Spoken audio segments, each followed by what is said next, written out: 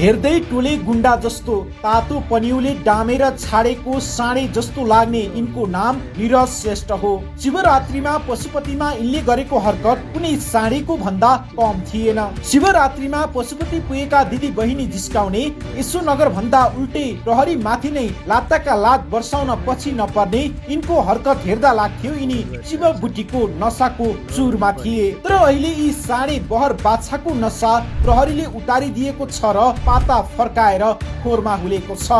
यिनको नाली बेली केलाएर हेर्दा यिनको वास्तविक ठेगाना मकवानपुर ठुल दमार हो। यिनको अस्थायी बसोबास काठमाडौँ महानगरपालिका 13 चागलमा रहेको थियो। यिनी 25 वर्षका भए। उमेर अनुसार त यिनी छोराको बाउ भइसक्नु पर्ने थियो। यदि यिनको छोरा हुन्थ्यो भने त यिनलाई रुवाई रुवाई घुमाइदिन्थे होला। जे होस्, अब यिनलाई नेपाल प्रहरीले ठिक पार्ने पक्का छ।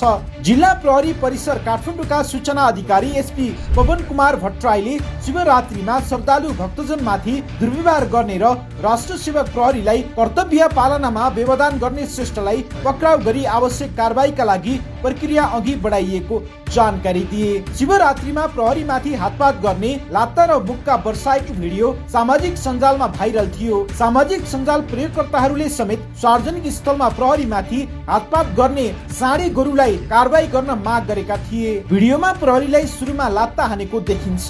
त्यसपछि प्रहरीले प्रतिकार गर्न खोज्दा एक मुक्का हानेका थिए। पछि भने अर्का प्रहरी आएपछि भने श्रेष्ठले 1-2 लाठी भेटेका थिए। मंगलबार पनि सार्वजनिक स्थलमा विरुद्धलाई निर्घात कुटपिट गरेको अभियोगमा काठमाडौँ बुढानीकण्ठ बस्ने पारस बमलाई पनि प्रहरीले पक्राउ गरी जिल्ला अदालत काठमाडौँबाट 7 दिनको म्याद थप गरी कारबाही प्रक्रिया अघि बढाएको थियो। सार्वजनिक स्थलमा कुटपिट गर्नु अपराध हो। अझ राष्ट्र सेवक प्रहरी कर्मचारी माथि सांघातिक हमला गर्नु त झनै गम्भीर